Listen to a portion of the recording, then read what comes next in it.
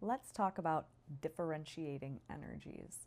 This is something that has come up a couple times in different conversations recently, so I figure this is worth sharing because if it's more than one person, it's probably in the collective.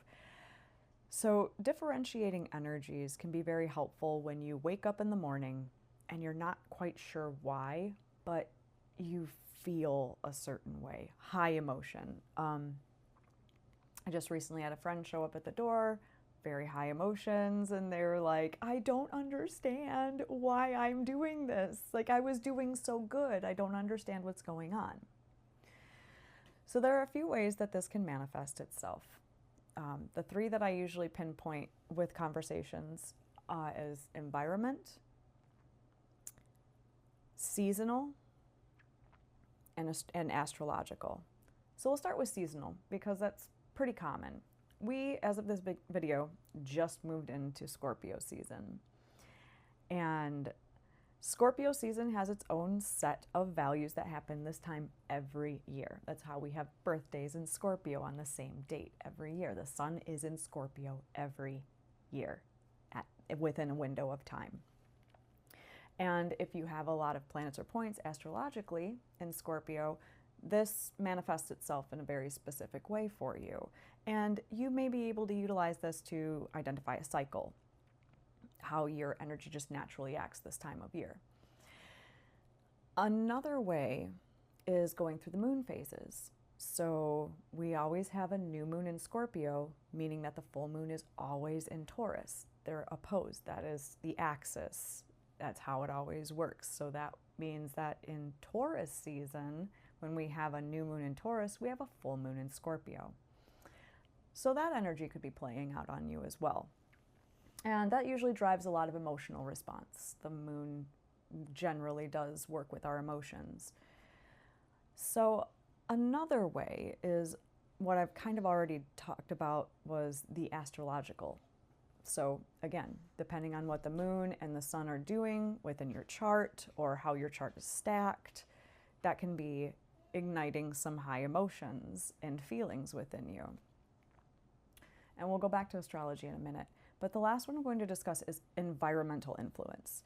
So, I mean, of course, this time of year, Scorpio season, is usually associated when we do that stupid thing with clocks and, move them back and forth. But it's also just naturally when it gets darker. Hello, love bug. So when it gets darker, that changes our mood. It's darker earlier. It stays darker longer. It gets colder. We're inside more. So that's an environmental change that can trigger us as well. But another environmental is societal. And this is something that I find people kind of ignore. Again, Scorpio season is when we have decided that is when we do like our electoral process. Many people get triggered by the electoral season. So knowing that that's coming up, if you have had experiences within the past, that could be a trigger. And it's doing what I call a parasitic overload on the emotional system. We're already moving into the darker time of the year. It's getting colder. Many people have seasonal depression disorders. And we are also going through a lot of environmental, like social things with that as well, of like changing the clocks and all that. And that's already stressing our system. And then you add on top of it an election that is very high, high energy, high emotion. So that can tip it over go over the tipping point, we'll call it. Then the last thing that I want to help you discern potentially is knowing some astrology. Now, I am not an astrologer. I do a lot of work with astrology, but I can't just like tell you how it's all going to be. I listen to my own astrologers, but utilizing astrology really takes you to a different level. And you can understand, like, as of this video, right now, yesterday, we just had Mercury station retrograde. And we all talk about Mercury retrograde, even people who aren't familiar with astrology or energy work know Mercury retrograde is usually not a whole lot of fun. But tomorrow, Jupiter is stationing retrograde. And that has a whole different energy behind it. Mercury and Jupiter are very different energies. So knowing those things that are coming up for you can help you navigate your process a little bit easier. So if you can, when you're in those high emotion spaces, to go, this doesn't feel right, and I'm very upset for no reason, or I'm very sad for no reason, it seems. Can you sit and think, what happens to me every year this time of year? What's triggering me? Is there anything happening around me that is creating a parasitic overload of energy on me? And what can I do to help myself? So that's the last thing I'm going to talk about, is how to work with it. When and if you can identify it, it's always helpful to put labels on things within ourselves, so that way we know why we're reacting the way we're reacting, and then we don't take it out on others. Another way to work with it is to internalize it and try to see where you can change your reaction. You are the only one who can control your life.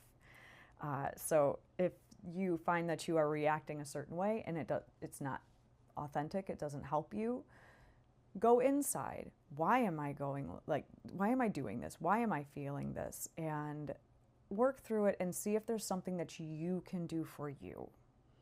Heal yourself. And then the last thing that you can do is, if none of this is working, or you still can't identify it and it's just getting out of hand and you just want to stop it, you can go through what I call foundational cleaning. What is your health? Are you getting enough water? Are you in an environment that is allowing enough rest? Are you sleeping well? Is it a cleanliness issue? Like, do you have clutter, either in your mind or in your environment? That's something that if you handle it, it can alleviate some of that emotional strain and maybe tone down that high level, so that way you can prioritize and see things more clearly. Mindfulness, keeping yourself in a good state of mind. Meditating, doing yoga. Yin yoga is really, really good for those who can't meditate and don't really understand how yoga works. Like, look up yin yoga. It forces your body and your mind to still and calm down.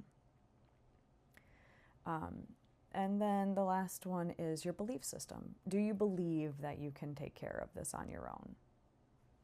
Is there any way you can give yourself back your sovereignty? You are the only person who can help you. How can you help yourself? And can you believe that you can help yourself? So I hope this was helpful.